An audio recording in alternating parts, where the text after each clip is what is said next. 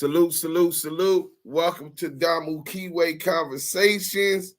Today we're going to get into the reaction to Cali Wars, and I'm going to get into a lot of history when you talk about the beginning of the Damus and then the beginning of the Crips, which the LA Brims predate both. You know what I'm saying? I know a lot of y'all always get the history about the Crips and Bloods and how it started, but y'all get it from a Crip perspective, right? Because the Bloods as an organization was formulated and came together after the Crips was started. But we're going to talk about an organization that preceded both the Bloods and the Crips, the original anti-Crip organization, and that's where I'm from, the LA Brim. I don't know why they ain't let my Instagram start, but we gonna try to go live. Yeah, they tripping, so forget it, man. I'm not even tripping. Let's get into this. But we gonna get into this first video. Let me go ahead and share this with y'all, and then this will allow y'all to get on. Then we'll get into the and then we'll get into it. Do Sims. I hope y'all can see it.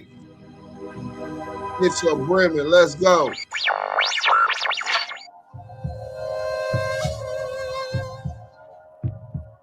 Hit your likes, share, tell a friend. All the homies that's in the chat, send it to the homies. Tell them tap in. Y'all ain't gonna get it like y'all get this. Most of y'all ain't at that round table. Y'all never got it like this.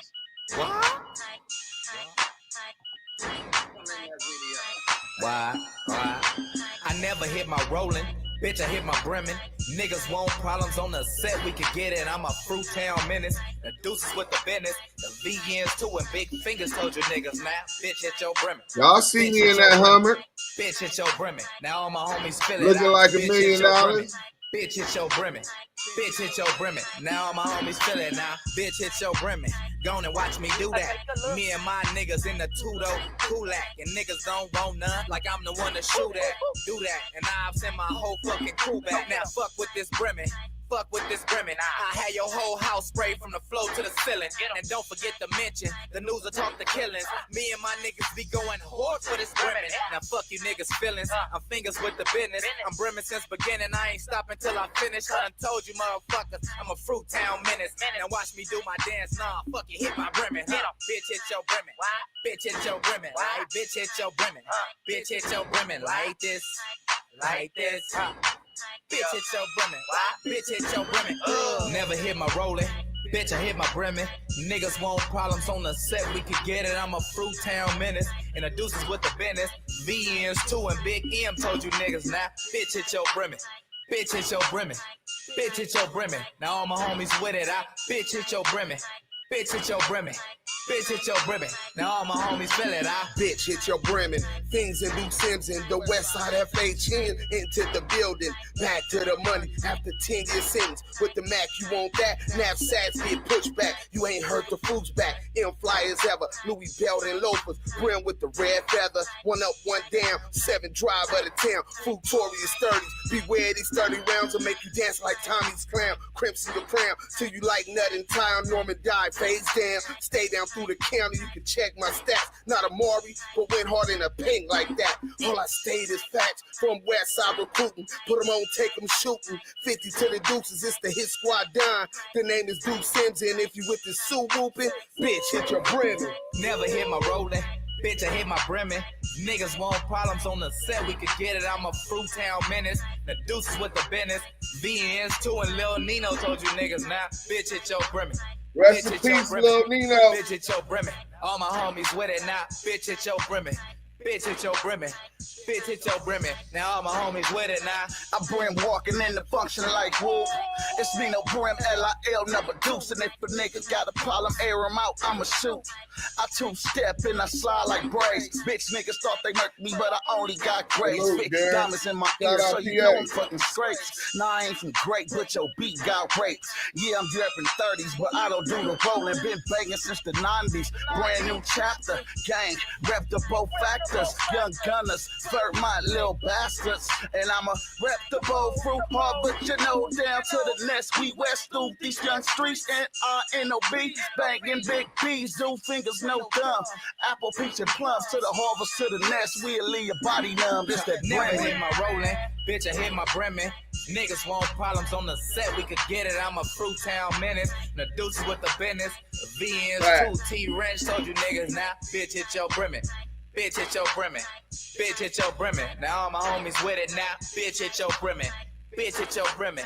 Bitch, hit your brimming. Now all my homies with it now. Fucking with the homies, and you know that we turned up. FHN, nigga, you know that we stay buck. Catches in the club, nigga, doing our own dance. A real YG, 2 steps in our own pants. I never hit the rolling, I leave you like Ricky. Catches in the fruit. What up, Monique? 50s, I'm a Harbor Park menace, the Fruit Town business. Fucking all the bitches, all the enemies know the bitches. Now, bitch, hit your brimming. This Harbor Park menace. Slip at that Slauson, I give you the business. Bitch, hit your brimming. Bitch, hit your brimming. Bitch, hit your brimming. Bitch, hit your brimming. Never hit my rolling. Bitch, I hit my brimming. Niggas want problems on the set, we could get it. I'm a Fruit Town menace, and the deuces with the business. VNs too, and Big Nino told you niggas now, bitch, hit your brimming. Bitch, hit your brimming. Bitch, hit your brimming. Now all my homies with it now, bitch, hit your brimming. Bitch, hit your brimming.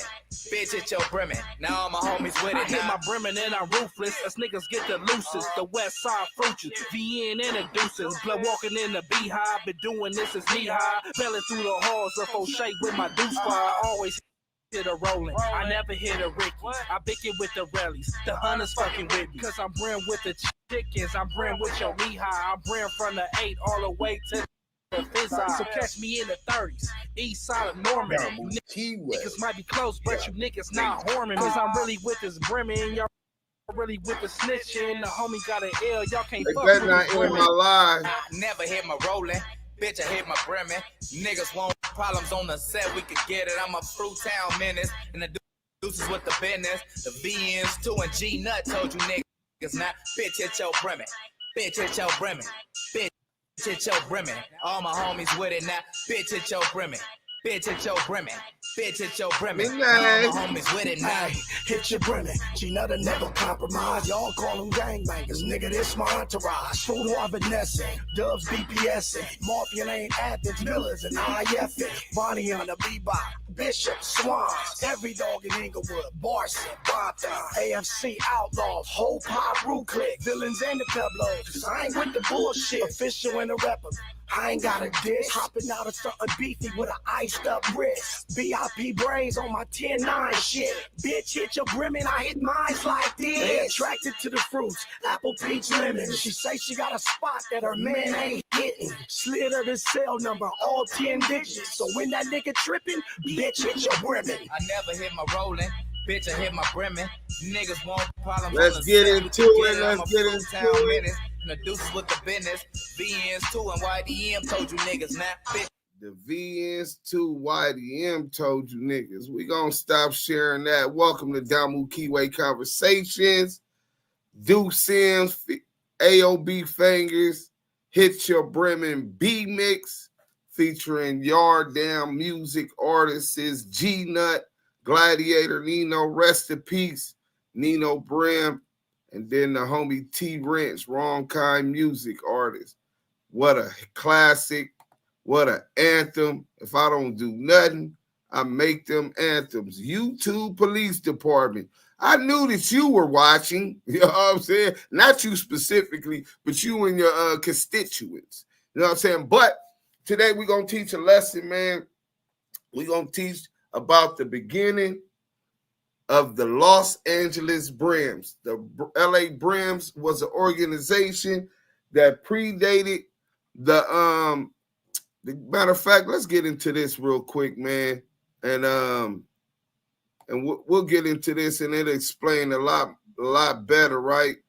This is 24 minutes of this, so you can understand the climate, Damu Kiwe Conversation, which led up into the formation of all of these other organizations, right? And we get a lot of commercials on this thing, but it's cool.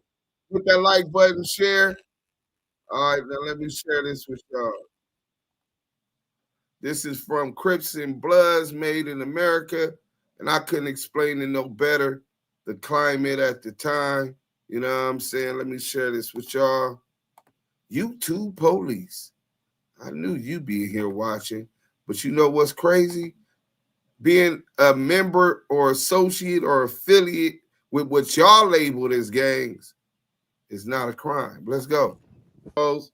Salute to the Motown Gladiators. Rest in peace to a legend, Bobby Jr., also known as Sidewinder. Your whole family, the whole family is in our prayers. But I just had to stop for that. I got a little teary-eyed when they said that. Let's go. Little small park on 62nd and Hooper called Slauson Park.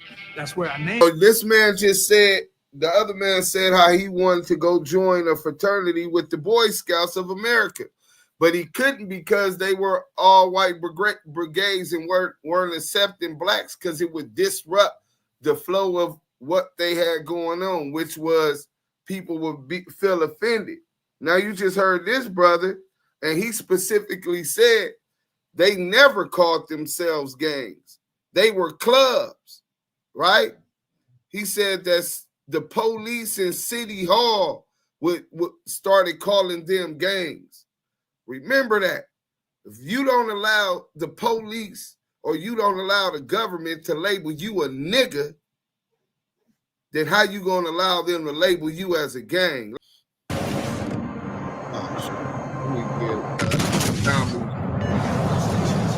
It's what the opportunity was with Nubia to develop 24-hour permanent. Hey, hold on. Hey, Yael, you with us? Yeah. Damu Kiwe Conversations. Right before we get back into this, right, I wanted to bring you up. So they were talking about the Slausons, the Gladiators, the businessmen, these black organizations that were clubs, right, or sororities or fraternities, right, because they couldn't get into the Boy Scouts and all of that stuff wasn't available to people that looked like us, right? Right. And then we were being confined into a demographic. It was still segregation over here. We left Jim Crow, got over here with this dream, the American dream, and that it's segregated. It wasn't segregated, but come to find out, it was always segregated. And they had policing enforcing this line, harassing black men and all of that. So now this brother was just describing something that no other race on this planet or people on this in this country can claim, that their identity, their culture had been stolen from them. So now he's putting you and allowing people to empathize, put yourself in their shoes.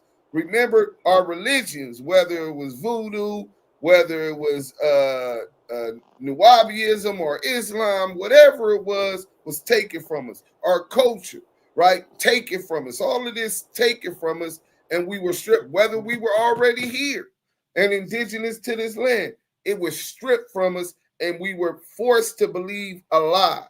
So now, without that identity, these people treating us like this in our communities, and this new generation, well, we gonna let you know how it goes. They're certainly aware of the flaws, What up? but they recognize. The whole live? Yeah, say stream unavailable. Let's see if they let me get back in there. Damn. It was for educational purposes too. You probably should have said that before you played it. Well, this is what I'm gonna do. I'm gonna go right back into the thing.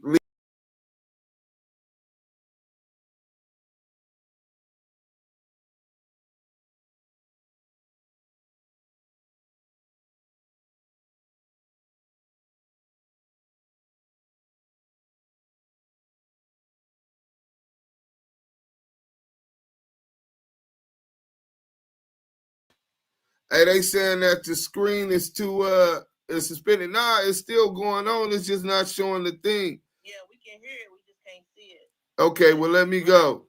let's see what we can do. Share screen. And what we gonna do is get into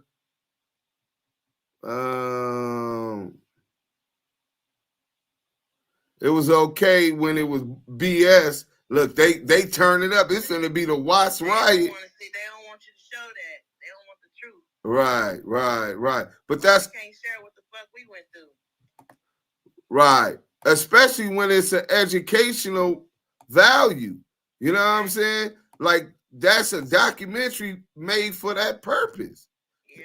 Yeah, that's crazy. But it's what we gonna do.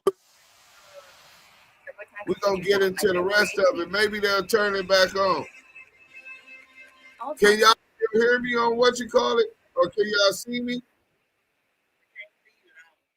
Okay, so I know what I'm gonna do. I'm finna end it, and then I'm finna go live on the other stream and just take off from there. So let me tell everybody now, I already got something made up for tomorrow. So what we gonna do is we gonna go ahead, time to file a complaint or something. Nah, don't file. We ain't worried about no complaint. They ain't stopped nothing. So damn, why y'all leave? He could have stayed here. We see you now. Oh, y'all can see me now? Okay, well, we gonna get right back into it. Everybody get hit that like, share. We back on. That was crazy. They really was hating like that. Cold game. But it's cool. We got a backup plan. So they said no justice, no peace. Look, they politicking. So we could get rid of all of this. Get rid of that. Boom. All right. So we'll go to yeah, we could go to this one. Let's go. All they want us to see is the fruit. My nigga, they don't want us to understand the roots, you know? Hey, I definitely get it. You know what I'm saying? If I was them, I wouldn't want us to see and know this either. You know what I'm saying? To understand exactly where we came from so we could better understand where we're going. You know what I'm saying? But let's start it off. As we said, we're talking about the LA Brims and the foundation of that. But it came up out of that. If you don't know, after the Watts riot, you had a lot of black organizations forming, mirroring what the Black Panthers had at that time. They're being attacked by COINTELPRO, the counterintelligence program with J. Edgar Hoover and the FBI, right? Also, they're being attacked by the Black Desk. And their thing was basically, and their fear was to prevent the rise of a Black Messiah, right? That's their fear, not what we were talking about doing. Well, if you believe in biblical times, or if you even believe in the Quran, when they talk about the restorers, the Mahdi, right? In the end of times that will come and restore those at the bottom to the top, right? The cream of the crop. Well, for some reason, they believe it's us. They believe that the Messiah will be coming from amongst us. One of the organizations started after that was these, the LA Brims. Let me get into this for y'all real quick, man. 1952. His parents met in the state of Mississippi, where his dad worked as a farmer in Camden. Camden is an unincorporated community located on Mississippi Highway 17 in Madison County. Eddie Jr. was born a baby of 5. There were 4 boys and 1 girl. After the birth of Eddie Watts, the family decided to pack up and move to Los Angeles, California. The Watts family eventually settled in at 1716 West 69th Street in Los Angeles, California. That's between Florence and Gage and Western and Normandy, not far from Harvard Park. Eddie Watts grew up in a Crip-dominated area down the street from Stanley Tookie Williams, not far. Was born in Mississippi. So the founder of the LA Brims, Eddie Watts Jr., he moved to Los Angeles, and he stayed down the street from Tookie Williams, some Hoover Crips, right on the borderline. Let's hear a little bit more about Eddie Watts. Let's hear a little bit more about Eddie Watts. So let's go. On the street from Stanley Tookie Williams, not far from Mouse, Rusty, and Cutes, and Raymond Potts. He grew up just outside of the Brim-dominated territory, not too far from Terry Godot, and not very far from the Hoover Crips. See, and this is why I think it was necessary for me to do this video. Y'all hear the rendition of Los Angeles history and these black organizations, and the names that stick out to y'all is Tookie, Raymond Washington. Why y'all don't never hear these names that he's talking about now? Terry Godot, right? These is Eddie Watts Jr., right? These dudes were older and before. Well, not Terry Godot. He came at around the same generation as Tookie and them. In fact, when the West Side, when Raymond Washington moved to the West Side, the founder of the Crips, you know what I'm saying? Him and Tookie linked up. Well, we're gonna let Jamel Barnes, one of the OG Crips, tell y'all a little bit about what was going on at that time. Let's go. Who started the Brims? Big Country and Little Country. Raymond used to fight them before the Crips, man. I liked them. Robin from Avalon Guards, that was his uncle, Little Country and Big Country. So I always had love for the Brims, but Raymond hated the Brims, man. He used to try to kill Big Country, Little Country, and all the Brim Nation, man. The Brims was there before the Crips. And I used to try to tell Raymond, leave him alone. You know, and he hated Terry Godot with a passion. He almost killed him several times. Raymond Washington took it to know him, but that was my buddy, my other founder of the Crips. But he used to bang on the Brims, man. I used to say, leave the Brims alone, give him some love.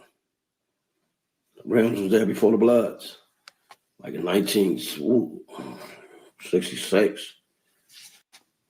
Before the Crips came out with me and him in 68. He should be banging on the Brims, running over there, acting crazy, knocking people out, trying to kill them, shoot them, swarm on them. You know how Raymond was. I'm the only person that can control him. Raymond Lee Washington, I miss him, man. Rest in peace. So let me bring Yael back up. I see you now. Yeah, my bad. I was into that thing. We here, hit that like button. Conversations. Yeah, so YouTube was hating. They didn't want us to show the history so people know from where we came to where we're at right now, right? Because we got lost along the way. We all did, right? Right. And but they say if you don't know your past, you're bound to repeat them same mistakes in the future. You know what I'm saying? But that was Jamel Barnes. And there he was talking about the Brims. He said the Brims started in 66. He probably just knew some of them dudes since 66. And he specifically said Country and Little Country, which were also part founders of the Brims, but there's no doubt about it. Eddie Watts Jr. was the founder of the Los Angeles Brims, Black Revolutionary Independent Militant Soldiers, or Mafia Soldiers, right? Now, like the brother said, when these organizations started, they weren't gangs. That was the label that was put on them by the government. That was the name that was attached to them by the police, right? And a lot of people not knowing their history just adopt, Brim gang or Blood gang, right? Crip gang, right? Not knowing that you're allowing them to further criminalize you being black. Further, we're all tribal people. Whether you believe you was born here and your ancestors derived are the original people, indigenous people to what they call America today, the United States, and throughout Central and South America, you're a tribal people. or whether you believe that you came from the Iberian Peninsula. You know, when people were being kicked out of there by the Catholic Church, specifically Jews, Hebrews, and Muslims who had ruled Iberian Peninsula, Portugal, and Spain for almost 1,000 years at the time. Or if you believe Levi, or if you believe that you came here on the slave ships when they began bringing them off the slave ship to the Americas then. All of those is tribal people. So it's in your nature to be tribal. They just criminalized it here in the United States. So let me get to this one, right? So he mentioned big country. How come none of y'all never heard of country? They talk about all this gang history. You always hear Tookie, you even hear Jamel, you hear Raymond Washington. Why y'all never hear about none of these people? Well, majority of the time, it's because the history that you get is the rendition that's taught by Crips. LA was predominantly Crips. So that's where you're going to get the history from. Let's go. Terrell Garrett was born July 8th, 1952 in Nueces, Texas. Nueces County is on the Gulf of Mexico, southeast of San Antonio. The county's largest city, Corpus Christi, 210 miles southwest of Houston and 145 miles southeast of San Antonio. Two major highways serve the county, Interstate 37 and U.S. Highway 77. Alvin Garrett attended Moody High School in Corpus Christi, Texas, before moving to Los Angeles, California in 1969. The Garrett family landed on 58th and Hoover, just north of Slauson Avenue, just west of Hoover Street, and this area will become home to the untouchable Brims. The Garretts moved into a house built in 1910. It's now a 3-bedroom, 2-bathroom, 1,296 square foot home with an estimated value of $588,000. Shout out Kevin McVeigh. Making the transition from Corpus Christi to a large city on the West Coast, it's only obvious how he got the name Big Country. After all the jokes and everything, Big Country decided to take martial arts to defend himself. The Garrett brothers' name and reputation grew large due to their constant conflict with the West Side Crips in 1971 and the Hoover Crips in 1972. The Garrett family eventually began to venture out and move around town a little bit, and one of the stops was in the jungle, the home of the Blackstones. In fact, Big Country, he brought the blood, when he first brought the Blackstones in, he came and told me, I was sitting on the steps. Big Country said, man, I got some homies up in the jungle that want to get with us. The Blackstones. I said, well, tell them we'll be up there later on this afternoon. As it pertains to the This is Blackstone territory.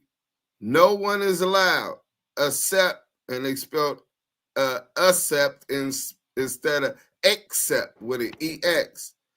APB, Antis Park Bloods. All Brims. East Side Bounty Hunters, West Side Denver Lanes, and Inglewood Family Bloods. Those were the only ones allowed in the jungles. That's the Blood Alliance, and you see how strong it is. And he just told you how the Blackstones country was working in tight with the Blackstones and lived over there at some point and brought them into the Brim Alliance, and they started forming this anti-Crip coalition because of what you finna be hearing about. Let them tell you about Crip gangs. You notice in this 1974 picture taken right outside the jungle, it says this is Blackstone territory.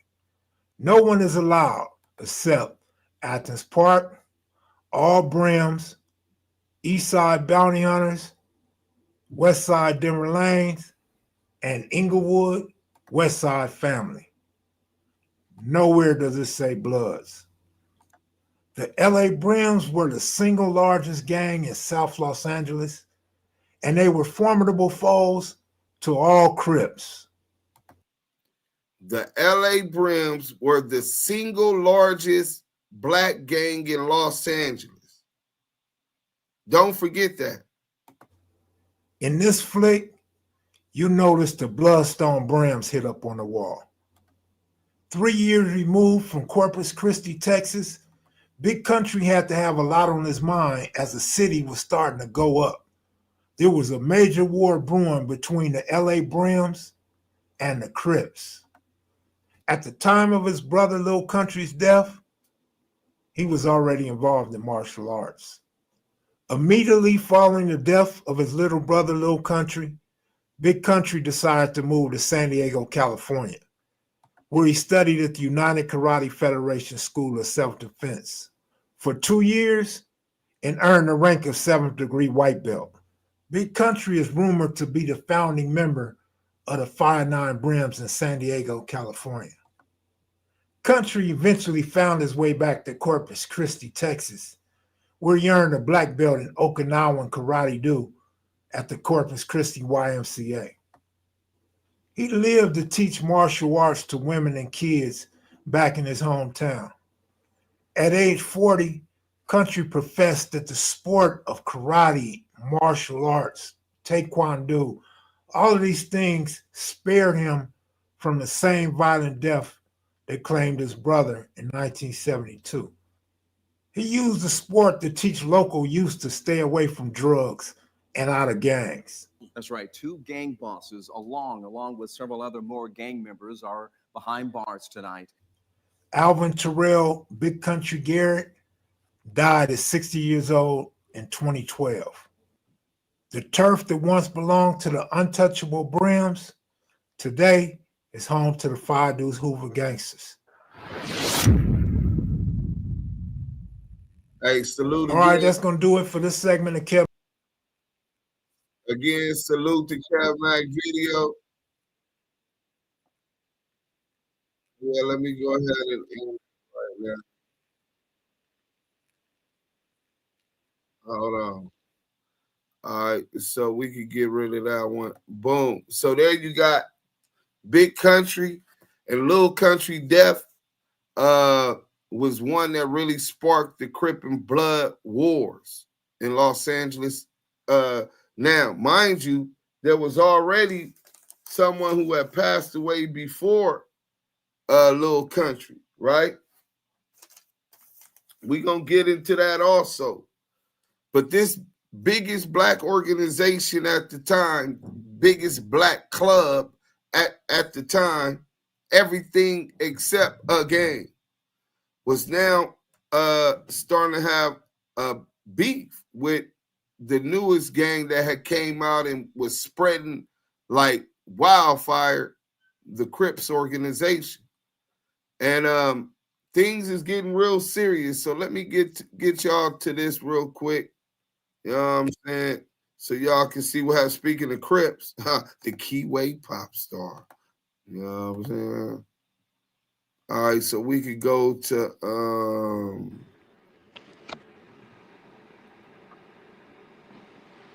I think we could go to, I don't know why all of these, I need to close some of these up real quick so I could get to the ones I need to get to.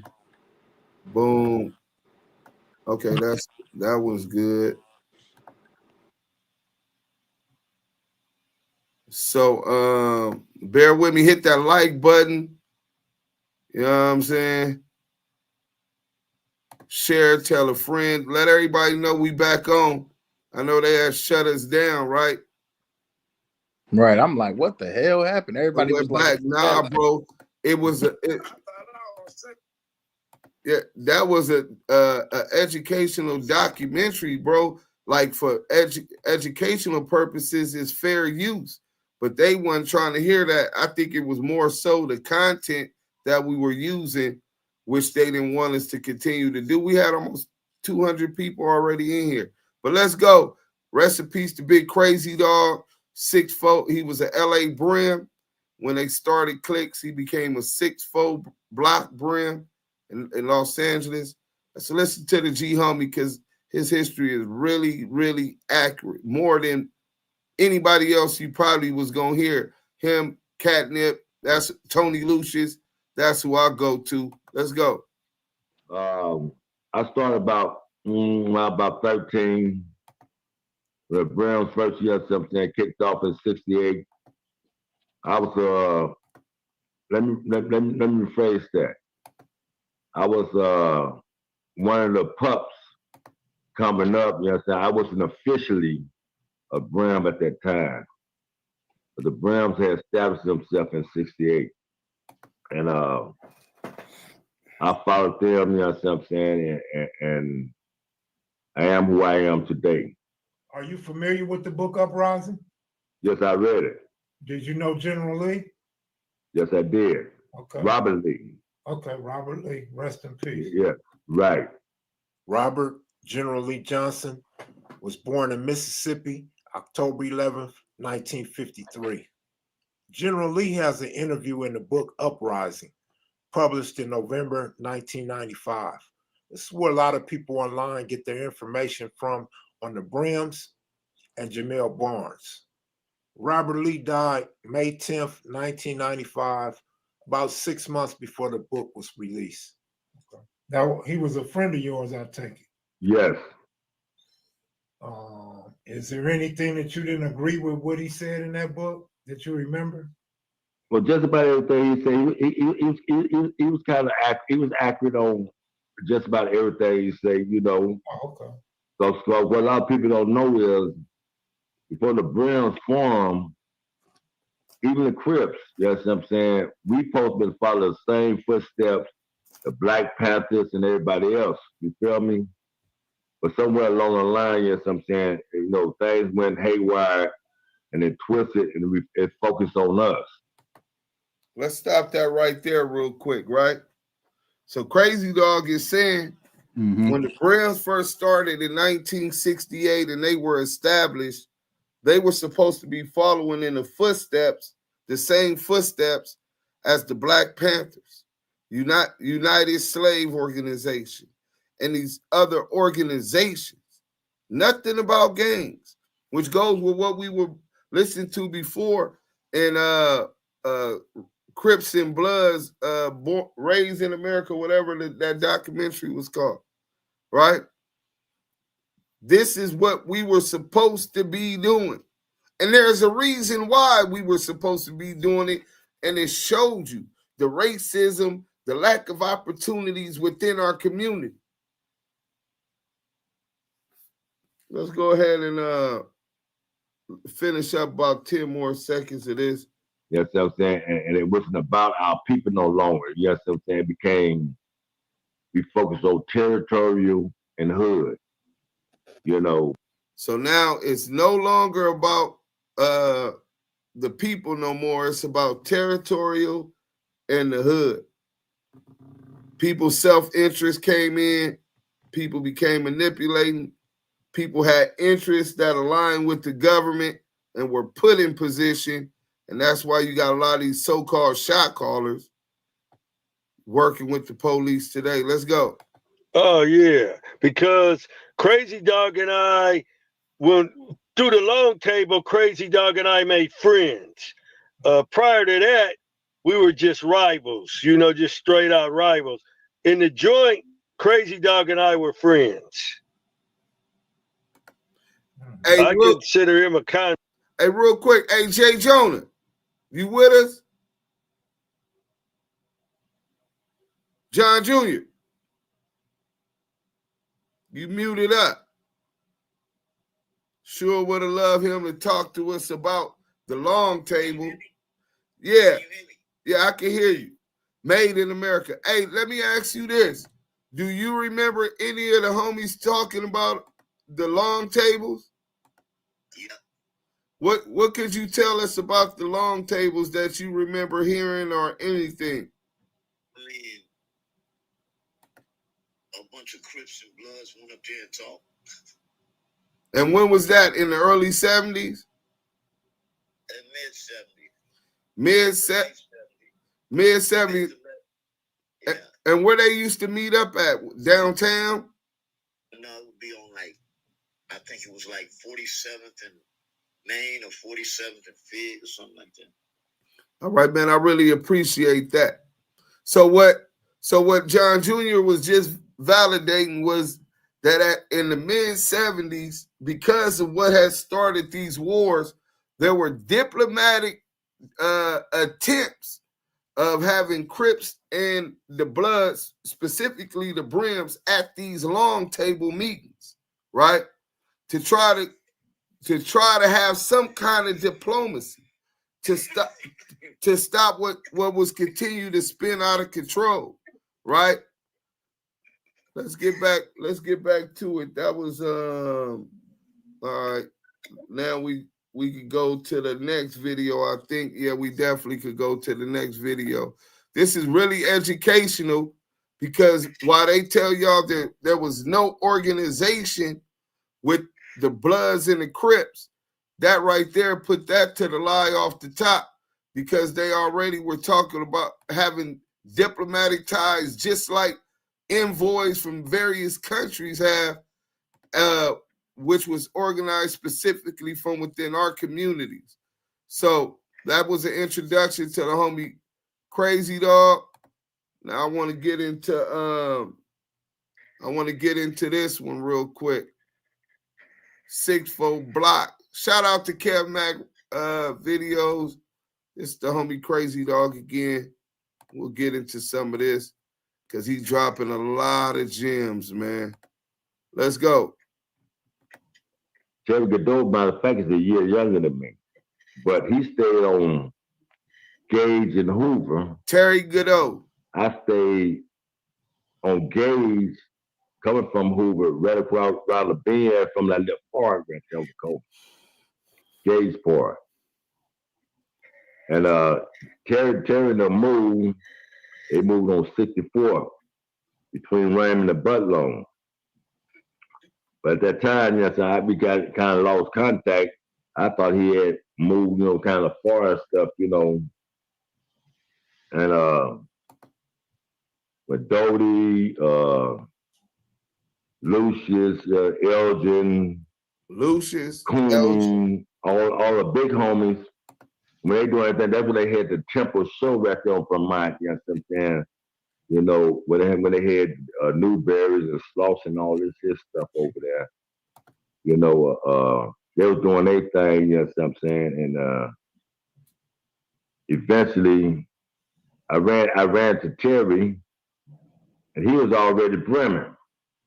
But he told me, you know what I'm saying, they had got into a fight, and he was helping the homies out and this and that. He was fishy, but at that time I wasn't, Terry Godot is the one that they said Raymond Washington was trying to unalive.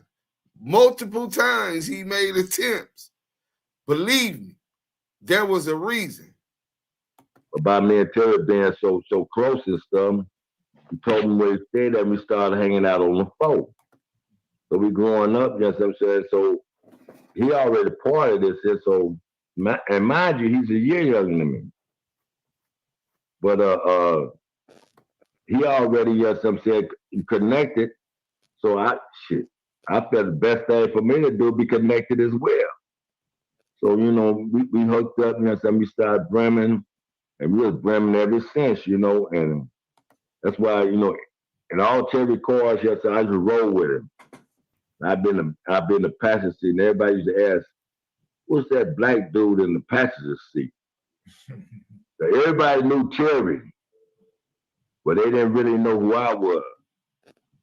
You know what I'm saying? But I was a major figure, though. You feel me? Who was that black dude always in the passenger seat? And final word, that's Crazy Dog. You feel me? But me and Terry, yes, and we grew up, man. We was tight, man. And going back to what you were saying, I think officially, I think it might have been maybe I was in John Muir at the time. Matter of fact, I was getting ready to graduate from John Muir. So he talking about when he first started. Now, Crazy Dog, when he's talking, he's not one of these internet dudes that talk about they beat somebody up, knocked them out, woke them up, knocked them out, woke them up, and then you get people say he's lying. Crazy Dog, right before he passed, he was released from prison after doing 40 plus years in prison. 40 plus years in prison. So it ain't no ifs, ands, or buts about what he was doing before he went to prison and what he went to prison for. So let's get into this. You know, so that's when the Angels, Sugar Bear, Pockets, and everybody else, they start coming over hanging out on the phone. You know what I mean? Because we had the Honeys too, you know. And they was Archie, you know, they was Archie Brims, you know. So they start come hanging out over there, you know, and we hold on. I want to make sure y'all heard Archie, those names. You know, they was Archie Brims, you know. Because these are some of my big homies. Everybody else, they start coming over hanging out on the phone. You know what I mean? Because we had the Honeys too, you know. And they was Archie, you know, they was Archie Brims, you know. So they start come hanging out over there, you know, and we just chill and shit, you know. So that's how the fold developed. But it really was nobody like just laid down the ground rule, the blueprint, and saying we're gonna start calling ourselves the fold. The fold just became just and what it was. Gotcha. What was Bloodstone area at? The border. Bloodstone Brims was from Gays to on Bonzella, off of Hoover, to I'm gonna say 70 or 71st. That was Ralph Kelly now. They named. So you're talking about some of the G homies, but let's get to this, and then we're almost done with this video. Yeah, we're gonna get into some know, more. But what a lot of people don't know about me and Raymond Washington is, see, one gangster respect another gangster. And regardless, you know what I'm saying, what the situation is, even though you're rivalries, you know, it's just something about a situation. But what a lot of people don't know about me and Raymond Washington, every Wednesday, me and Raymond Washington used to meet right there on 65th in Vermont. He had the white 61 Chevy, lowrider, with the crazy on it. And we used to kick it at least 35, 45 minutes, just kicking it. You know what I'm saying? They're talking about different shit, how we know we should come together, man, you know, all this, you know, this and that. That's what we should just kick it. A lot of people don't. And a lot of people don't know that. So Crazy Dog used to meet up regularly with Raymond Washington. I guess they got they kind of clicked up going to Fremont together on the east side. Crazy Dog said that he used to go to Fremont, right? So hit that like button, share, and let me see where we at. We're gonna get to this next video. We definitely got something coming up with we got something coming up on update on PeeWee, but right now, and G-Active, but right now we definitely gonna be focused in on this history. A lot of people don't got a clue, so we gonna make sure we give y'all a clue. Let me play this real quick and share it with y'all.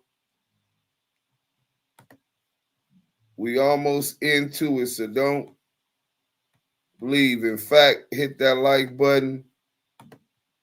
Shout out Kev Mac Videos, a real historian, man. Him and Street TV do a lot of research and historians on this subculture, and they definitely gets to the right people. We got to put it all together. For the dime moves and the lokes, for the 6-4s on spokes, for the OGs that did a dime, came back around on parole, for the homegirls with the scrap game, little homies that gang bang, from Pelican Bay to YA, rearrange your mind frame. Yeah, I know what you've been through. Shit, you had to go tend to. Your mama gave birth on the turf. I was the founder. I created Conan Pocket in my mother's garage. I had a lot of, lifting weights, and I was on swole. They start calling me Big Miz. Original Stutter Box, Eastside Fire, who's Pebble on Bishop, Red City Gangster Bloods. Yeah, make video, you know, this is for sure. bet it too. This is killing. Oh, matter of fact, Robert Lee was married to Angel's sister. Oh, so That's he stayed on Crazy Dog from 65th. LA Brim. No, he's second. 52nd? I thought, oh, Angel, kind of chubby Angel. I didn't talk about. Angel, the one black and Mexican. Yeah. So let me stop this real quick, because this is my big homie. I'm talking about out of all my big homies. Tony, my big homie. Nip, my big homie.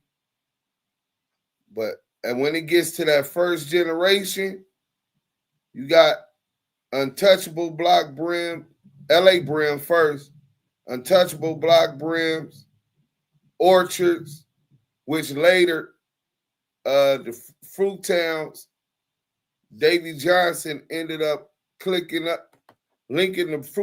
Brims in the 30s and the 40s, which was the Orchards. And there's an old saying, where do the fruits grow stronger? And that's in the orchard. And the 40 Fruit Town Brims, the Orchards became Fruit Town Brims. The 30s and the 40s clicked up. Let me go ahead and show y'all this. Got some pictures of my G homie, man. You know what I'm saying?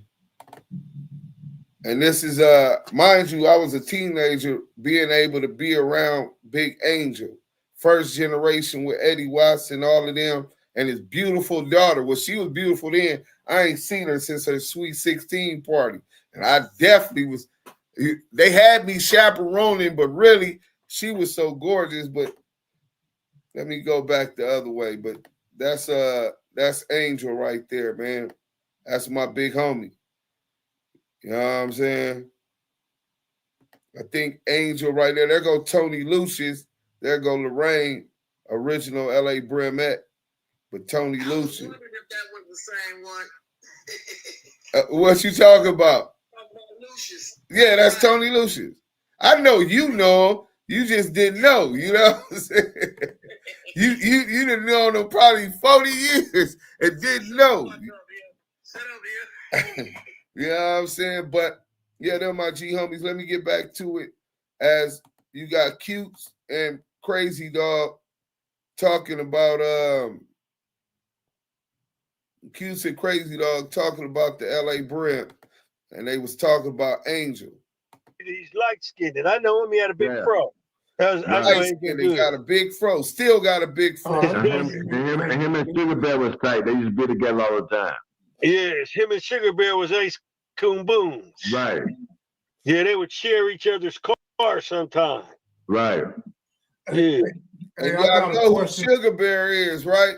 When we were just showing y'all that Hit Your Brimming video, there was an old obese brother that was in that video. In fact, he got a picture, him and my dad got a picture together on my IG. Let me find that. I'm going to play that and we'll come back to it so we can get through it and get to this other content, man. From the comment section for you, Jonathan. It says, what was your thoughts in prison hearing about Brim territory turning into 4 Trey, 5 Loose, and 5'9" Hoover Crips, Menlos, and then the 6'7s and Dark Side 40s? It's funny. It's funny you mentioned that. That I ran to some of the young homies in the prison, and I got all that shit about that, and I was pissed off. You know, all the work, you know what I'm saying, we put in controlling the neighborhood, you know what I'm saying, make sure it stayed brown, you feel me? And you look at the day, you got the small section. Now I asked some of the homies, I said, man, how did you get it, everything we don't die for, you know what I'm saying, how to get this small section, you feel me? So the bottom line is they stop patrolling the neighborhood. You know what I'm saying? Allow people to move in. So let me go up real quick. So Crazy Dog was in jail for the 40 years. When he came home, he didn't understand how we had lost all of that territory because the Brims went from essentially Jefferson to a little past Florence before he left. And he thinking that people wasn't patrolling the hood and all of this type of stuff, but that was BS. He wasn't there. He don't know what happened. Shout out to the homie Murder Rock. I didn't know what happened because I was believing the same thing. Like, how did we lose all of that territory? Well, first and foremost, you had a lot of dudes robbing banks and jewelry store licks getting stretched out. You got other ones that's doing gang murders and all of that getting stressed out. But even more than that, when the LA Brims helped formulate the coalition called Bloods, there was a large population of Brims that were so black nationalists that they dropped their flags. They didn't want to continue a war against other black men like that. They've probably foreseen where we're at today. The never-ending, endless unaliving of other black men. Again, shout out to my boy Murder Rock, 6 Deuce Harvard. He's a Brim baby just like me, and he's a historian on this, same age as me. You know what I'm saying? I think he might be like a couple years older. But in any event, he know his shit. His dad, his family, they was able to explain to him that. Then remember, some of them went to Vietnam, served in the service. So we're going to go ahead and get to this. We almost finished with this last video from Kev Mack.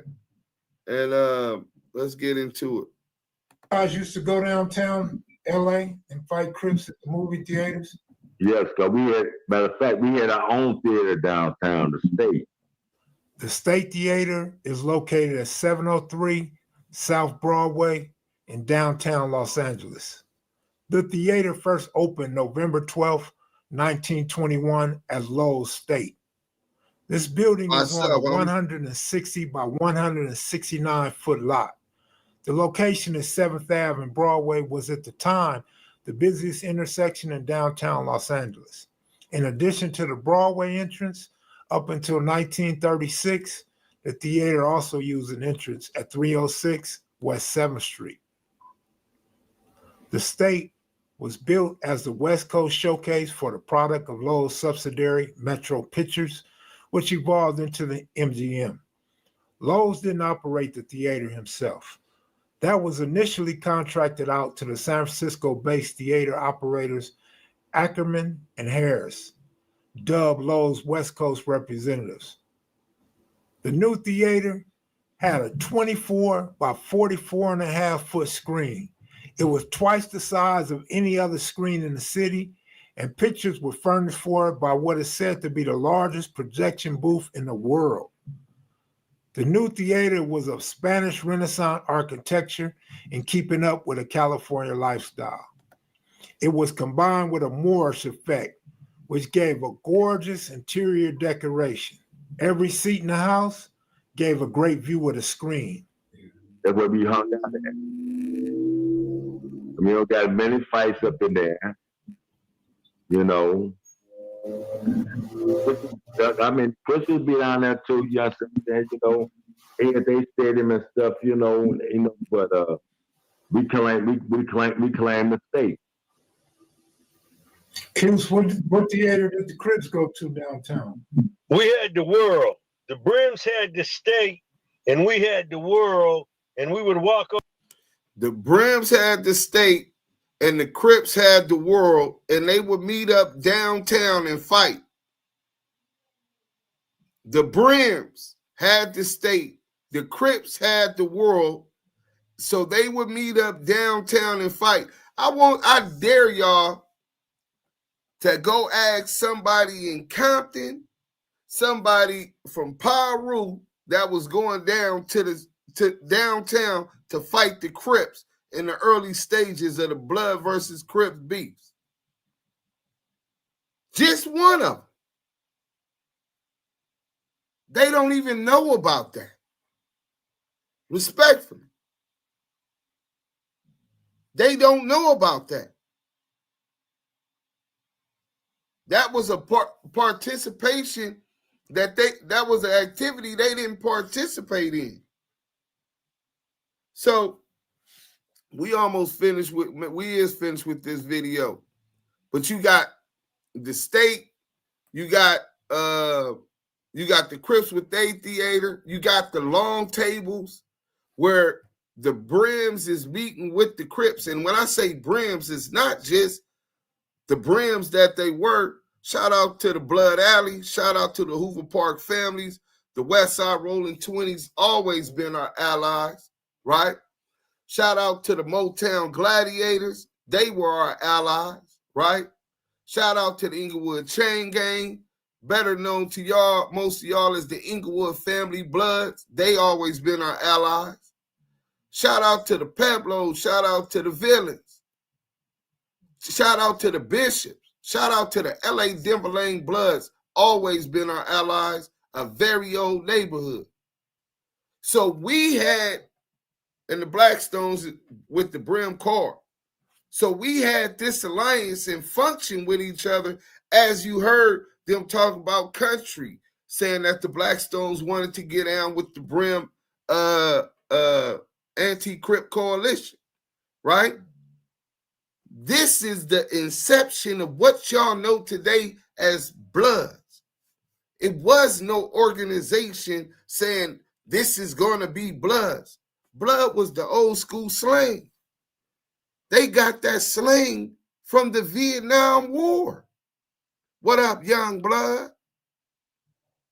That's what it was. We were, once the Crips, we would put together this coalition and we were fighting against the Crips. They wore blue, so now we want to distinguish our identity. We wear red. One cuff up, one cuff down. Ours is the left. Ours is the right. Theirs is the left. This is our culture. This is our subculture. But one thing I can tell you, I never heard of Compton Piru, and I knew the big homie Big Wolf, and he was the oldest Piru I ever met. Rest in peace. To Charles. What was Charles' last name, John Jr.? Jay Jonah. He busy. Real big homie. You know what I'm saying? Big Wolf, Piru Street. But we gonna get out of this video real quick. And we finna get to this street TV thing. This is what made me really say, you know what?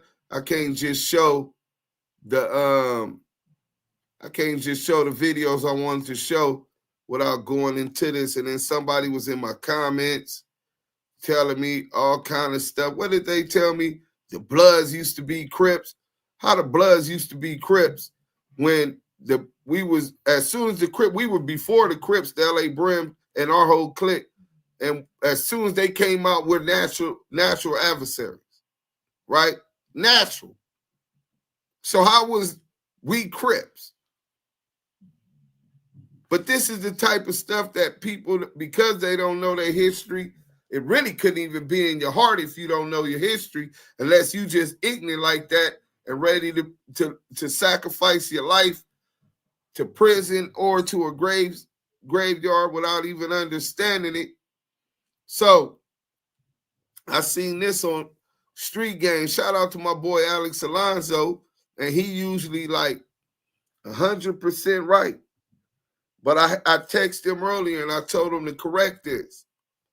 West Side Fruit Town Brims, FTB, West Side FTB are a predominantly African-American street gang aligned with the Bloods located in the Exposition Park area of South Los Angeles. This gang was a spinoff of the Fruit Town Pirus that formed in Compton, California, when a guy named Davey moved to the west side of Los Angeles in 1973. I couldn't be more appalled that the Fruit Town Brims, my set, the 30s, the South Central, was a spinoff of Fruit Town Piru and Compton. Davey moved. Everything on the west side of Los Angeles was founded by the Brims. That whole organization, we were Brims. 30s. I want to even know where the fuck did he get that shit from? Like, what the fuck? Who told him that shit? No.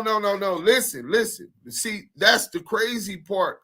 See, as a recruiting tool, you got a lot of these older dudes that push this false narrative that Bloods was started in YTS. Rest in peace, AC Baba Louie. But AC Baba Louie was on bullshit. First of all, at that time, how do you know you was an ex-Crip? Right?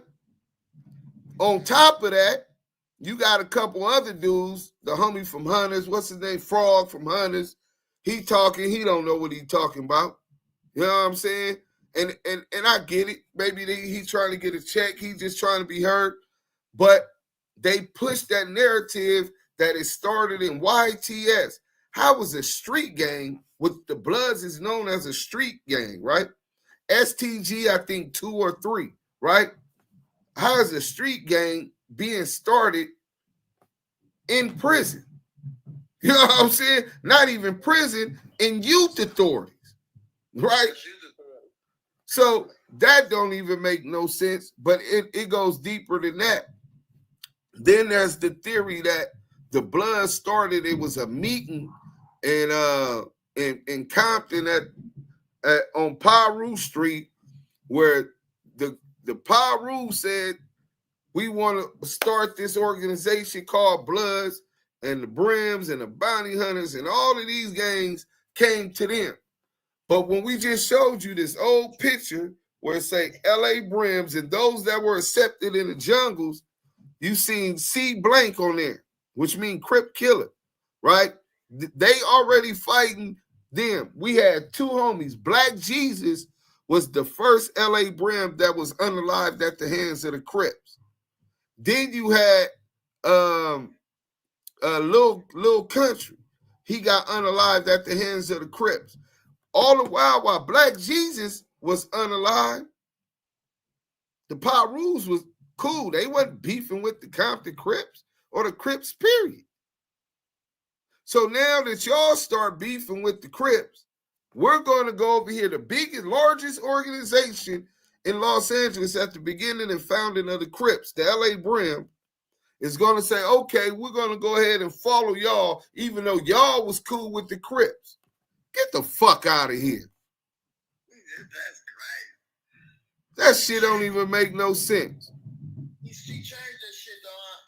Yeah, but now that's just propaganda that a lot of those dudes over there pushed it so that they can say, oh, yeah, it was like the Roosters. I mean, listen, bro, that's not how that happened. We already had our alliances on the west side and the east side of South Central LA, which most of y'all didn't even frequent, right? And a lot of us didn't frequent Compton like that. Till today. I don't go to Compton too much. Rest in peace to C. Blank Noon, my little brother. I've been to Compton with him a couple times, and probably since then, maybe 4 or 5 times in my whole life. I stick to the west side, the east side, West LA, Inglewood, Gardena, Hawthorne, right? The beach areas. There's no reason for me to go to Compton. You know what I'm saying? We got the Slaughter Swap Beats. We got the malls. What am I going to Compton for? Right? So I can take a stray bullet after dodging hundreds of bullets in my hood? Nah, I'm good. I take my chances in terrain I'm more familiar with. You know what I'm saying? So, but that was the whole thing. But once Alex Alonso had that up there, we're going to go ahead and clear that. But just so y'all know how knee-deep in the trenches it is, you go on here, deceased members of Fruit Town Brims.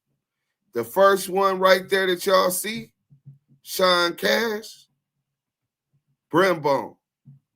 That's my best friend since I was 6 years old.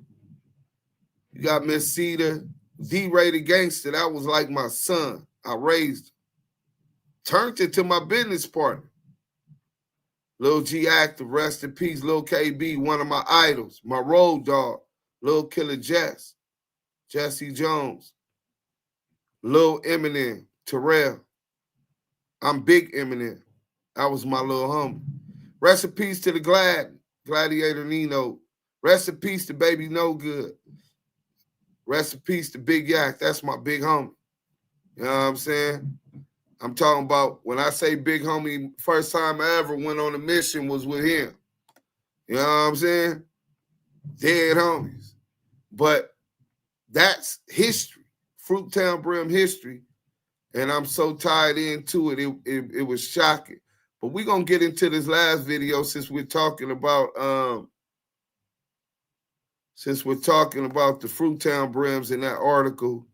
And then we're going to get into this about the little homie PeeWee and the little homie G Active. Let's talk about who started the Fruit Town Brims as we transition to the Fruits. Davey Johnson, my G homie. Shout out Kev Mac Videos. He definitely did his research on this one. Davey Johnson, who many say is the founder of the Fruit Town Brims.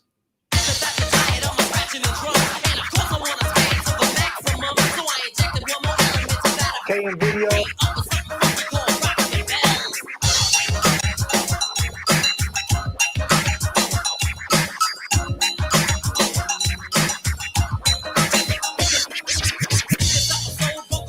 Never heard that.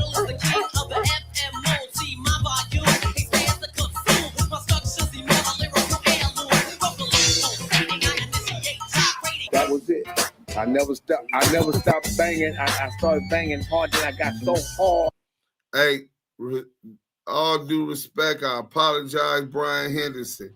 He said, don't forget about the set Outlaw 20. Bro, you 100% right. I don't know how I forgot about the Outlaw. Shout out to the Twyman boys. Shout out to the homies on the east side. Baby Gangster. You know what I'm saying? All the little homies, they definitely were allies from day one in them low bottoms on that east side, man. You right. Thanks for it. Respectful check, brother.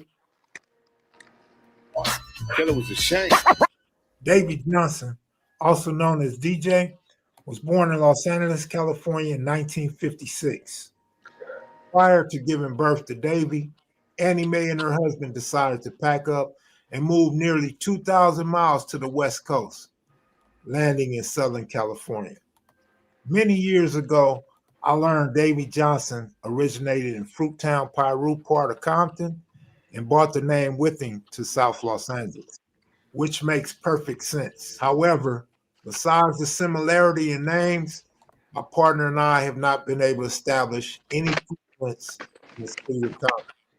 No footprints of Davey Johnson ever living in Compton, his family living in Compton, nothing.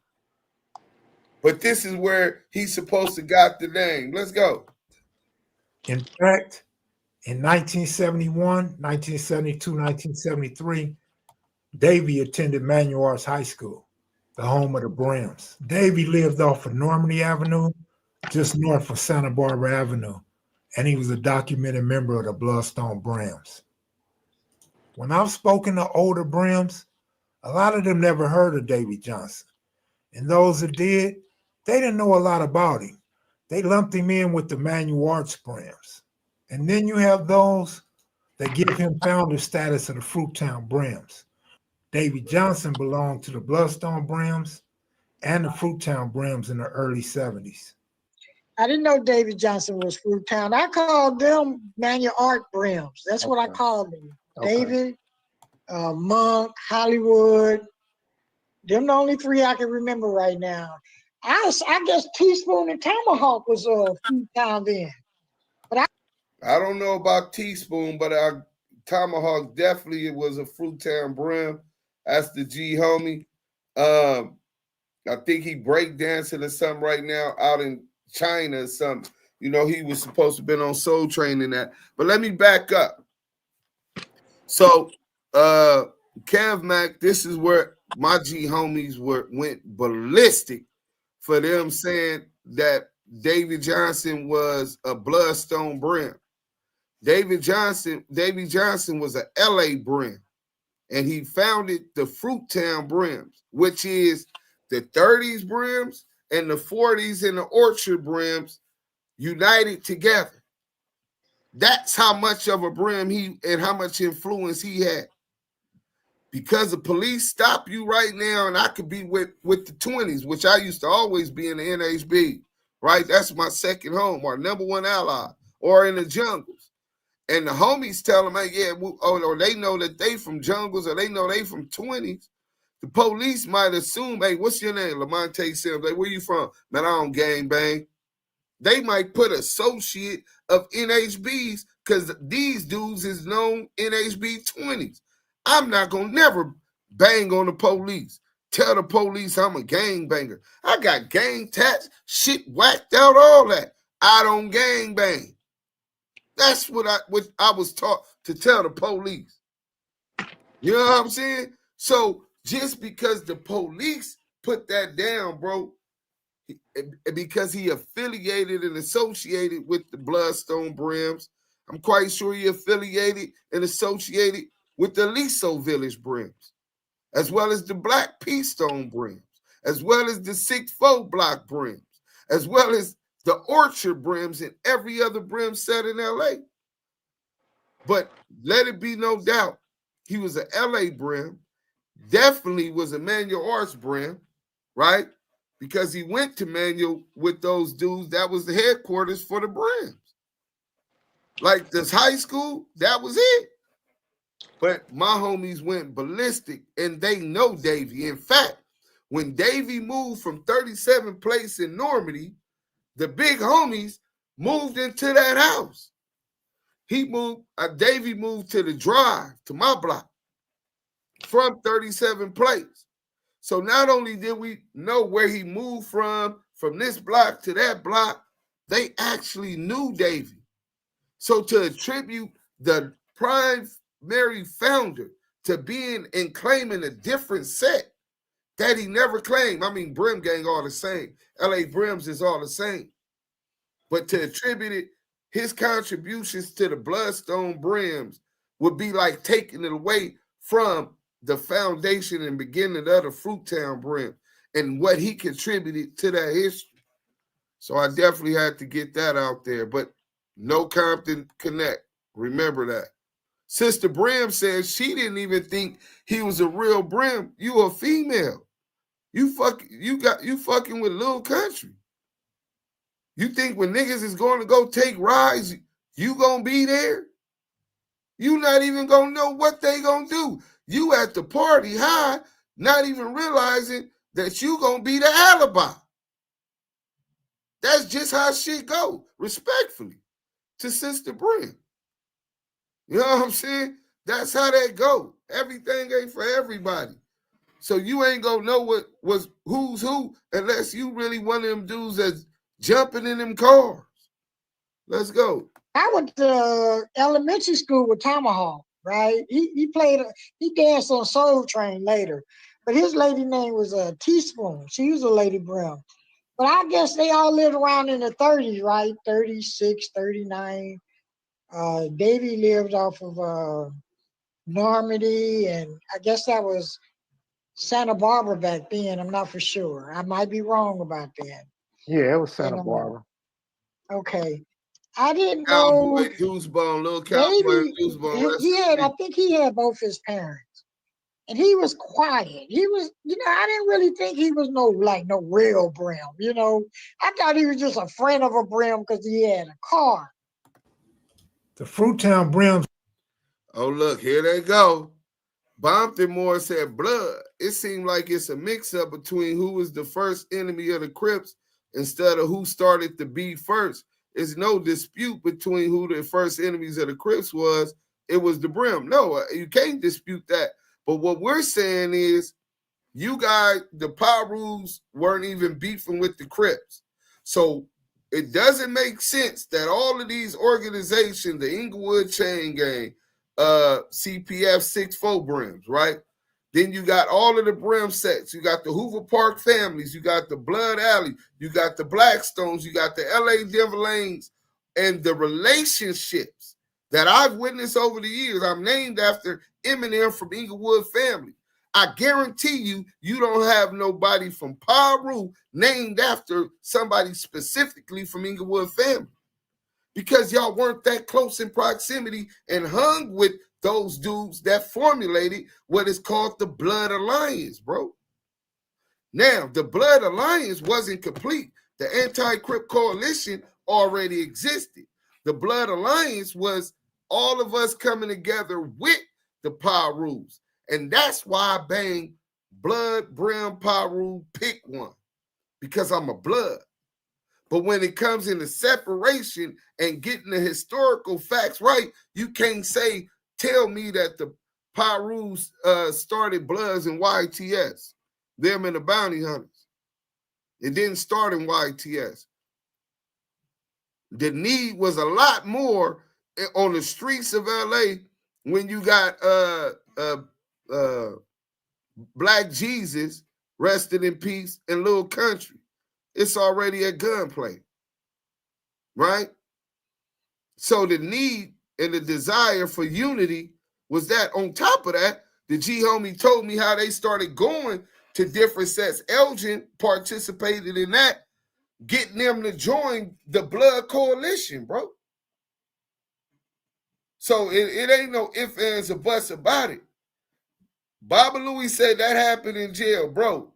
Then what's the name said? Frog said, oh, well, in jail, it was 1973 and 1974 or whatever. He said 75. And I'm like, and that was the first time I heard the Blood Coalition. If that's the first time you heard about it, it don't mean that it wasn't already bracking on the street. But let's go. Look at this. Remember, this is the power structure. Black Peastone, Hoover Park family, Manuel R's Brim, USC, Fruit Town Brim, LA Brim, Van Ness Brim, Blackstone's over here. That's the J's, so that's the Biddies. All the way over here, all of that's Brims. But they're going to go ahead and, no, we're beefing with them, but we're going to go ahead and follow y'all. Y'all didn't have the numbers, bro. Respectfully, at that time, y'all weren't the threat to the Crips. Are located on the west side. In the 30s, they are a predominantly African-American street gang aligned with the Bloods, located in the Exposition Park area of South Los Angeles. Exposition Park is home to the LA Memorial Coliseum, which held 2 Olympics, one in 1932 and another in 1984. The USC Trojans football team play their home games at this historical landmark also. Fruit Town's turf is west of Vermont Avenue, adjacent to USC, the University of Southern California, covering all the blocks up into Normandy. What about you? Where you from? I'm from West Side 36, Fruit Town Brims. That right there means water. And that right there is, you know what I'm saying, F-Crip.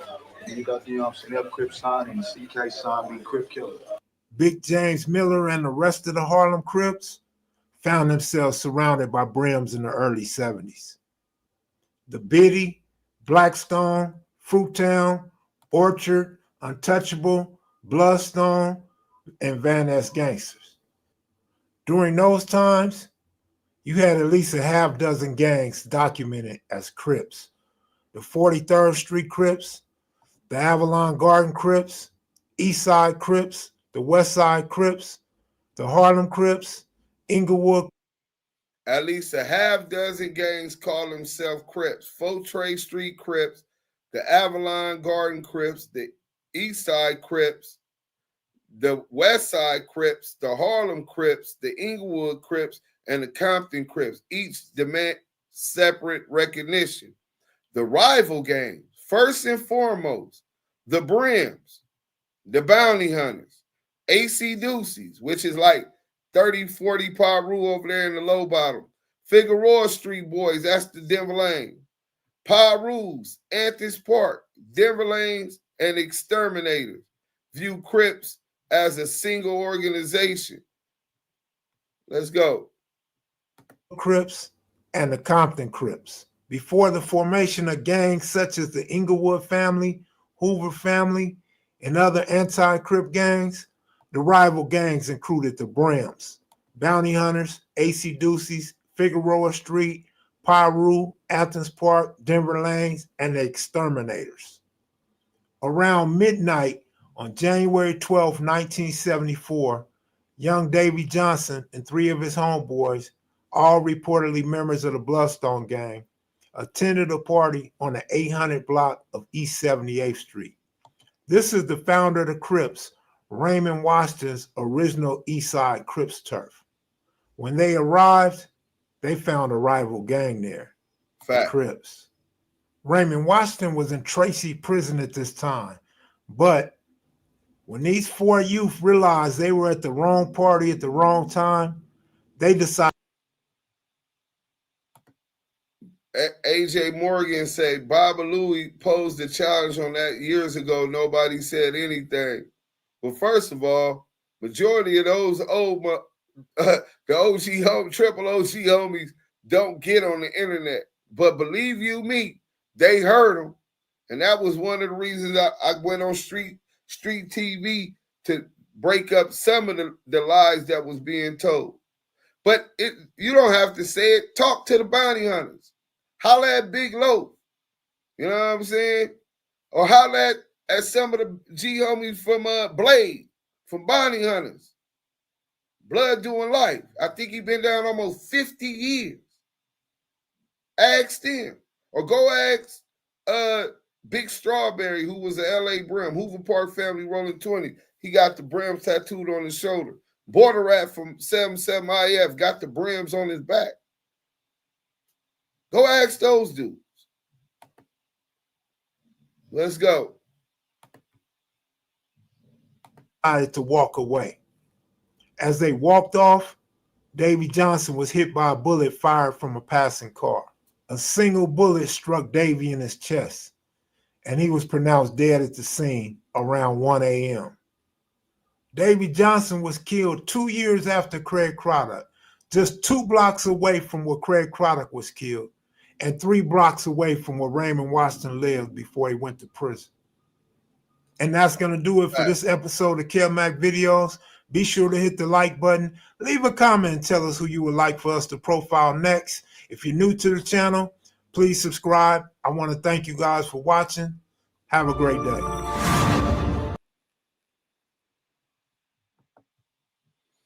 Hey, salute again to Kev Mac Videos, man. He definitely did his thing. You know what I'm saying? He did a lot of research. He talked to a lot of people, and he came up with a lot of truths. You know what I'm saying? Some truth that people don't want to hear, can't handle, and a lot of other things.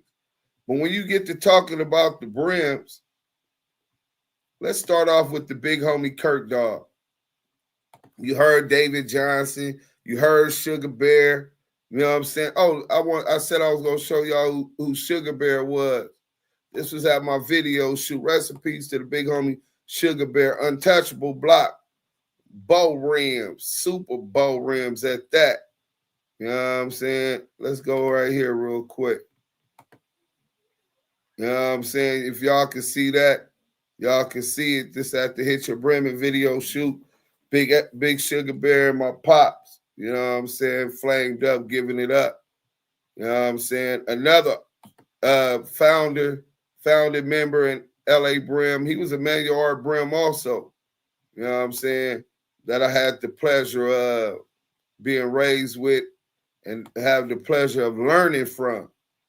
See, these dudes that was there, right?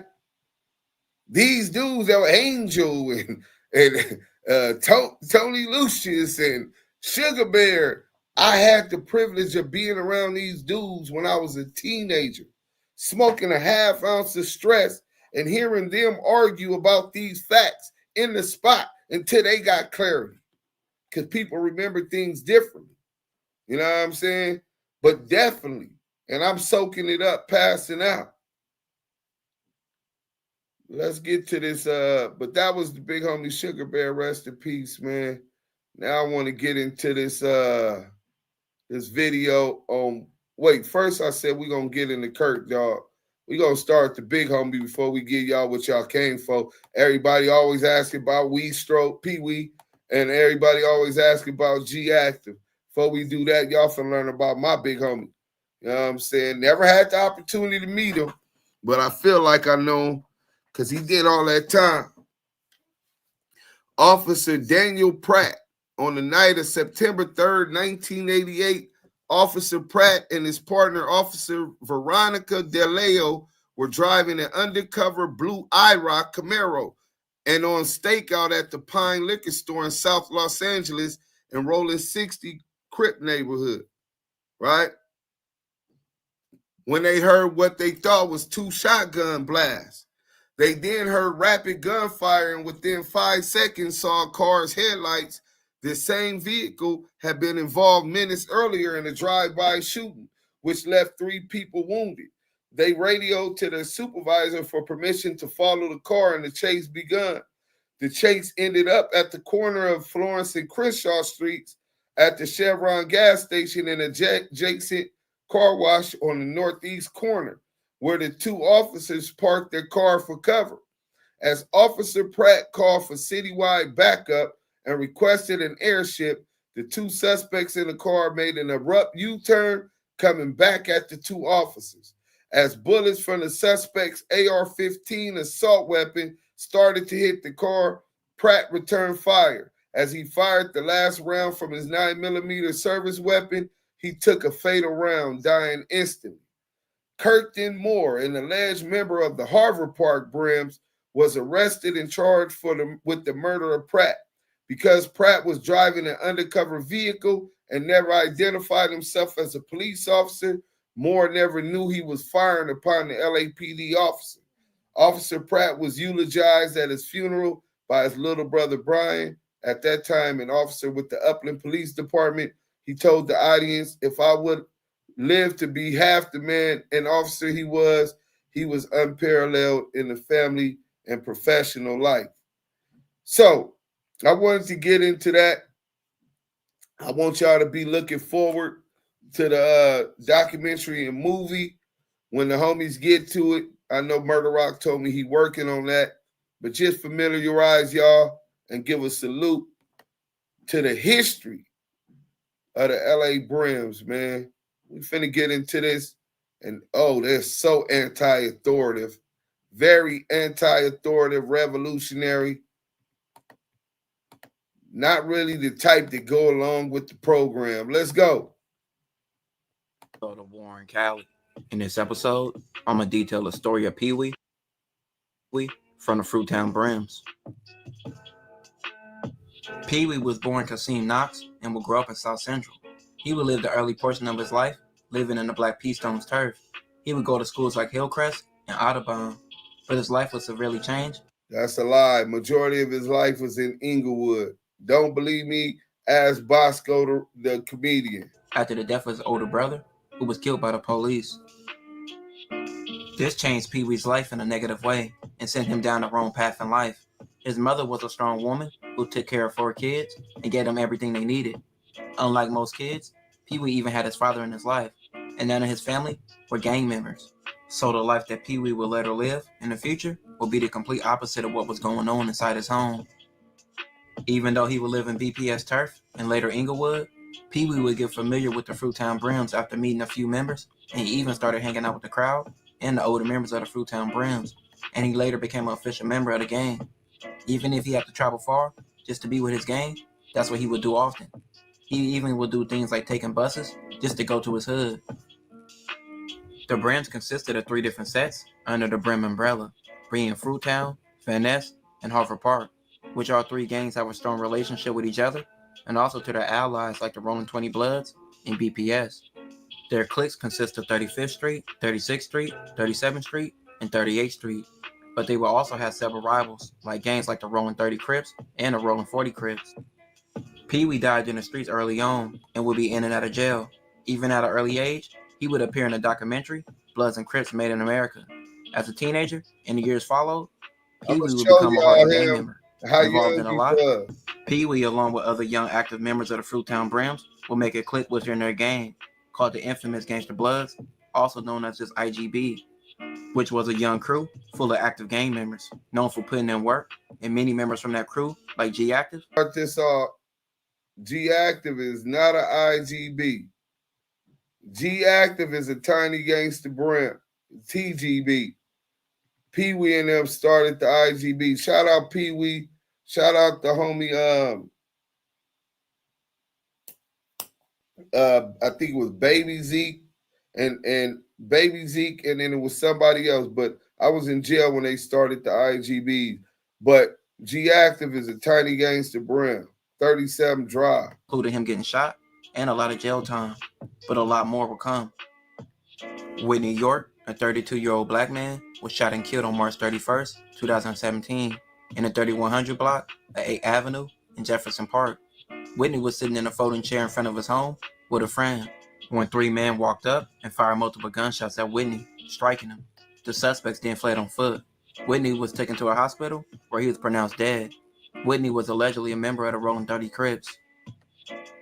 June 29th, 2017, while trying to serve a warrant, officers spotted one of the suspects driving off in a car. This prompted a chase. The suspect fled from his vehicle, armed with a handgun, and then a gunfight ensued between the individual and the pursuing officers, resulting in one of the SWAT officers being shot in the hip, and the individual who was wanted for murder also received gunshot wounds. The suspect was PeeWee, and the craziest thing about this whole situation was that PeeWee recorded the shootout with the police on Facebook Live. He would survive the shooting and be taken into custody. A gun battle with LAPD streamed live. A murder suspect on the run shows the hail of bullets on Facebook. NBC4's Robert Kovacic joins us live in El Segundo right now with that new video and new developments. Robert? Colleen and Chuck, first of all, a note to our viewers, this video may be tough for some to watch. We are talking about a homicide suspect who was suddenly willing to put residents who live in this gated community at risk, as well as a number of police officers. A homicide suspect who was carrying a handgun as well as a cell phone, streaming it live, talking to his family. PeeWee was 25 at the time and was charged with 5 counts of each of attempted murder of a police officer and also assault of a police officer with a semi-automatic firearm, 4 counts of possession of a firearm by a felon, and 2 counts of unlawful possession of ammunition, and 1 count of each of shooting at an inhabited dwelling and shooting at an occupied motor vehicle, plus the shooting of Whitney. PeeWee would later be sentenced to life for all the crimes he committed. PeeWee was a case of decisions of what you could have avoided, but you chose on your own. This will conclude this episode. If you haven't already, make sure you check out my previous episodes. Don't forget to like, comment, and subscribe. So that's Weestro. The hardest thing is obviously finding product. And Weestro ain't got life yet. And I hope he don't get life. But dude saying that Weestro got life, that's cap. Weestro just went to court last month. I don't know what happened, but his court date was last month. I don't know if it got postponed or whatever, but Weestro did not get life yet. So I had to react to that and give the update on that. And they were talking about the shootout. Hold on. Let me go to it real quick. I uploaded it, I think last week or something like that, or maybe a couple weeks ago. You know what I'm saying? Because I knew we was going to do this live. If y'all ain't familiar,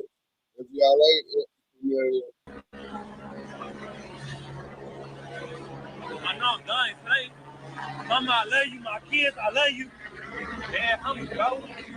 Dad, homie, look at him, bro. Look at him, bro. Look at him, nigga. We got farmers, nigga. They busting at me, blood. They about to kill this nigga. Oh, Brim, they about to kill me, blood.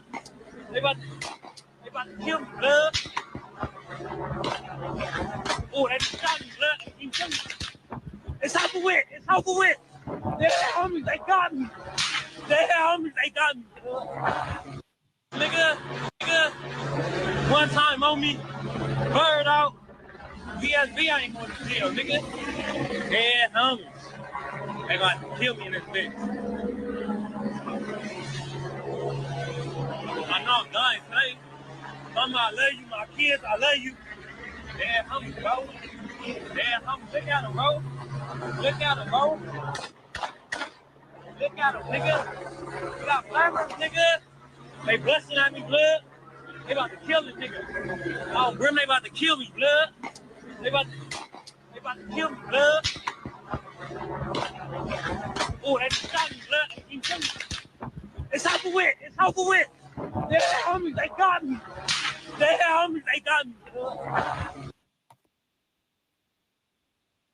So that was PeeWee, free the homie, little homie Weestro, man, infamous gangsters, 30 Gangster Brim, man, Fruit Town. You know what I'm saying? I know that a lot of y'all probably couldn't empathize with what he was doing. As the first video has stated, he was a suspect in a hot one. PeeWee always been crazy. He's a rebel, total rebel. And I ain't gonna get into the hood politics, but trust me, he gave me a headache. You know what I'm saying? But I love him. Me too. Yeah. You know what I'm saying? But I love him to death. You know what I'm saying? One thing for sure, two things for certain. He gonna stand on everything he got. Hey, Papa Dirt said PeeWee not a Brim, baby. Hey, I beg to differ. He wasn't born in the Brims, never lived in the Brims. But he been over there since he was 9 years old. Hold on, I'm finished. Yeah. He was about 9 years old when he started banging, wasn't he? Yeah, I'm finished show the picture. You know, his mom was like a DA or a lawyer or something, and he lived in Inglewood. I'm talking about well-to-do, a lawyer, right? Well-to-do family. And I think it was G Active who brought PeeWee over there. Don't quote me on that, but I think it was G Active who brought him over there. And we gonna get to that real quick. Is PeeWee still alive? Yeah, he was shot 7 times by the police in that shootout with the police. He's still alive, facing charges in the LA County Jail. And he didn't want to go. He didn't want to go back to jail, especially after seeing the homicide detective running his house. You know what I'm saying? So he wanted to choose to shoot it out with the boys instead of having to die a slow death. You know what I'm saying? But here it go right here. Crips and Bloods made in America. This is a little clip. And this is PeeWee. Let me blow this up so y'all can see it, right? It's going to be at the end. Pay attention. That little black boy, that's PeeWee. PeeWee right there, Yael. You see him? He was a little chubby 8-9-year-old kid, bro. You know what I'm saying? With the red flag around his neck. Oh, I've seen him. Yeah, so PeeWee wasn't born in the Brims, but he definitely was a Brim baby because he came around so he was looking for love. He found that the town of the Fruits was where the love was at. You know what I'm saying? But yeah, free little Weestro, man. Let's get into some of these comments. Damn, dude, so I was just going to tell you, watch dude content be inaccurate. Man, hold on. I got bad connection on my Wi-Fi wasn't on my phone. Damn, that's crazy. All right, so shout out to everybody on Clubhouse. I hope y'all was able to hear that. Hey, Deuce, I F with how you make sure people can back up what you saying. Hold on, we getting feedback, John Jr. You got to mute up. People back up what you saying, and these other fools like dude talking get debunked. Yeah, bro. Frank Nitty, see, I told y'all Warren Cali research be wrong. Hit that like button. Hit that like button. Facts, Baltimore. Papa Dirt said 35th Street and Dinker Park the same. Little 39th Street is King Park. Facts. The Dinker Park is on 35th and King Park is off of King Boulevard on 39th. You know what I'm saying? Right before you get to Western. At the end of the day, it's all interrelated, yet we eventually evolve to become arch enemies and rivals when if we stand as a united force, nothing will stop us. Hashtag 212. 1017 Brick Squad Records. I totally agree with you, bro. Is it a 37th Street Harlem? Yeah, they started claiming the 9. I remember Blue Devil and them had that spot over there. They definitely started claiming 37. But that was later on.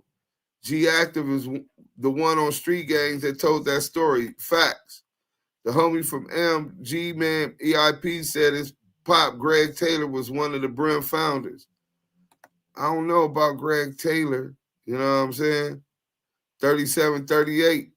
Y'all smashed those like. I remember PeeWee on those videos from 2000. Yeah, when I first seen this on the internet, I thought it was a skit at first. Till the homie Tiny Wrench told me it was true. Yeah, man. Weestro is a nut, bro. You know what I'm saying? Fam West, salute. When was this? That was, I think like 2017, 2018. They was raiding his house. He in the car. He was a social media fanatic, right? Everything for the gram. He'll go bust on some fools right now and go post it on Facebook, just burnt, right? Everything for likes and for the gram and Facebook and all of that. And while he rolling his blunt on the thing, he's sitting in his car and the homies hit his house. Homicide detective. He's sitting there watching the homies hit his house. So in his mind, he like, oh, them homicide detectives, I'm out of here. He take off in the car and start a high-speed chase all the way up to Imperial, and he made his decision. You know what I'm saying? And y'all heard what he said. They shot him 7 times, but he survived. Yeah, well, that's just a rite of passage in our community. BIP, T. Rogers, EIP, High Top, Free, OG Matt Ronald. No, OG Matt Ronald's home. Matt Ronald's out. I just seen yeah, a little bit. Yeah, he out. Yeah, he made it home. Thank God, man. You know what I'm saying? Uniquely yours, LaToy, what up? Don't we consider turf babies as those born in the turf? Yeah, you're right. You're right. I'm going to call back. But he been there forever, bro. At 8, 9, you don't get more turf than that. This is LA history. I'm out. Salute and respect it, but I'm not from California. Hey, man, it's still started here. You got to get it from somewhere. I'm California, and real talk, Mexicans run LA. Hey, salute, Jose Chavez. I'm glad you said that. You know what I'm saying? Southside 13 on the dead homies. Okay, salute. Hey, break it don't matter. All history is good history. Yeah, for sure. Well, Dinker is all Mexican. No, you're lie. You're a damn lie. And if you want to troll, RDL say Tiny Rich my name. He said Dinker is all Mexicans. That's what the dude just said. Yeah, this was a solid episode, blood. Salute, salute. Hey, look, we already been on here for 2 hours, and it was those. Papa Dirt said we was a problem, though. He was. Earl Crump, yeah, his little ass was a problem. Salute, Active Chuck, salute. I can't see that person commenting. That's good. That means they done already got him up out of here. He was trolling. I sometimes be thinking these dudes on the internet be trying to start gang wars and they really police. You know what I'm saying? So you got to watch for that. You know what I'm saying? But that was Weestro, man. I was going to get into that other video, but since it's 2 hours, we gonna end this. We'll do another one, and since we already did the history, and we'll bring y'all in on the homie G Active. You know what I'm saying? One of my little homies, Dry Boy. Hey, Yael, you want to speak up on anything that we said today? You know what I'm saying? Most definitely, man. Being at the origin of the Brims, they hung out with Crips in the beginning, correct? No, hell no. No, when the Crips started, it was automatic enemies. The Crips, when they started, nigga, took Raymond Washington and them said everything finna turn Crip. So the Slaussons, the Gladiators, the LA Brims that preceded them were automatic rivals from the get-go. You know what I'm saying? Okay. So a little after that, they started having meetings with them to try to diffuse it. Facts. Okay, thank you for that. Thank you for that correction, dudes. You know, I ain't always right, you know. I'm open to correction and direction also, you know. But just that timestamp right there, that timestamp alone for me gives me the hope and understanding on why Damu Kiwe Conversations was created. Because it's still about unity from the past, now in the present, to see a better future between rival communities and just melanated brothers all over the world, all over the earth. Talk that shit, y'all. With different tribes, with different politics, with different, you know, everything that's just going on within the community. You know what I'm saying? And at the end of the day, with all being said and done, the whole moral compass of this is to direct the youth and the ones and the few that are of elders and the ones that are, you know, our age, to say, hey, look, we ain't got to be best of friends. We ain't got to be buddy, but we most definitely can stop the murdering of each other, because a lot of it is senseless. And because, Deuce, you did this documentary and you elaborated so finely with it, with giving the edification, with salute to Kev Mac and salute to everybody else who Street TV, salute to Kev Mac, salute to Street TV. Them brothers is really journalists, right? Historians. But go ahead. And they work hard to bring, you know, the information that they have to light, so that the historical prints and thumbprints and footprints can be set before the youth and those who don't know their history, that just started gang banging or, you know, lived in the community and didn't really know what was going on. You know, salute to them, because again, to bring everybody together is the sole moral compass of this. It's not to divide each other, the red, the blue, and the burgundy, but to unite it all as one, so we can have a better and a more impactful power structure within our community. This is how the unity is born. This is the embryo. This is the fetus of everything. And what we're doing right now with Deuce and myself and everybody who's associated and that plays a part in the Damu Kiwe Conversations team, we're showing you guys that we have the unity. Yeah, whatever you think, whatever you say, few in numbers, it doesn't matter. If you standing on morals, standards, and bringing the community together, this right here is for you. The Damu Kiwe Conversation team will open their arms and the doors, and you'll have an impact, an opinion within us. But we also have morals and standards, and that's what those brothers had back in those days. And salute to all the Damus and the Kiwes and the Power Rules and all of the organizations before us that did this and made a footprint so that we can come together, because they footprint of trying to come together, and within the 92 riots and everything, we still marching and we still trying to unite, because we know wholeheartedly with being genuine within our movements, this can actually happen. And it is happening, whether it's on a bigger scale, small scale, medium scale. The Damus and the Kiwes are coming together. We're having dialogue, and this is what it's all about. And I just want to give a quick shout out to the east side of Compton, to the brothers that did have those conversations and those peace treaties, to the south sides, to the Santanas, and to anybody that's along the line of trying to have peace within the community, so that we can have the voice of reason and come together. Salute to the brothers that I've conversed with.